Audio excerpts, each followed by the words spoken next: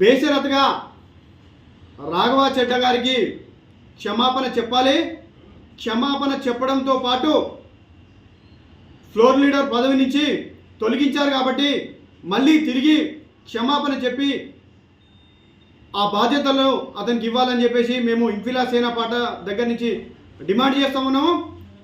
రానున్న రోజుల్లో రాఘవ చెడ్డ గారు మంచి నిర్ణయం తీసుకుంటారని చెప్పేసి మేము ఆశిస్తూ ఉన్నాము. మేము రాఘవ చెడ్డ గారికి స్వాదరంగా మా ఇంక్విలాబ్ సేన పార్టీ ఆహ్వానిస్తుంది. మీరు ప్రజా సమస్యల గురించి మాట్లాడుతున్నారు. ప్రజా సమస్యలు మాట్లాడే వారు మా ఇంక్విలాబ్ సేన పార్టీకి కావాలి. మీ అవసరం మాకు ఎంతైనా ఉందని చెప్పేసి మేము ఈ పత్రికా సమావేశం ముఖంగా మేము తెలియజేస్తూ ఉన్నాము. ఒకటే గౌరవ మాజీ సీఎం అరవింద్ కేజ్రీవాల్ గారు మీరు జైలుకు వెళ్ళి వచ్చారు. కొన్ని స్కామ్ల కింద జైలుకు వెళ్ళి వచ్చారు. మరియు మీ ఉప ముఖ్యమంత్రి అయినటువంటి మనీష్ సిసోడియా గారు కూడా జైలుకు వెళ్ళి వచ్చారు. మీరు ఇమాందారీ, కట్టరి, నీతి, నిజాయితీ అని మీరు చెప్పారు కదా. ఆ నీతి నిజాయితీ ఇవి ఎక్కడ పోయినాయి?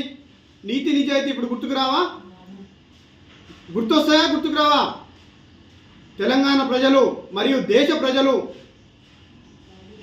రానున్న రోజుల్లో మీకు తగిన బుద్ధి చెప్తారని చెప్పేసి నేను తెలియజేస్తా ఉన్నాను.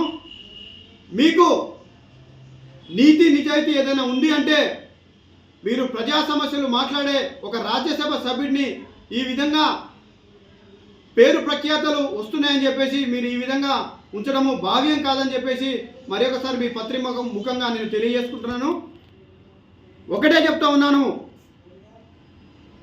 ఇంక్విలాబ్ సేన పార్టీ మేము నీతి నిజాయితీ కోసం పనిచేస్తాం. భగత్ సింగ్ ఆశయాల కోసం పనిచేస్తాం.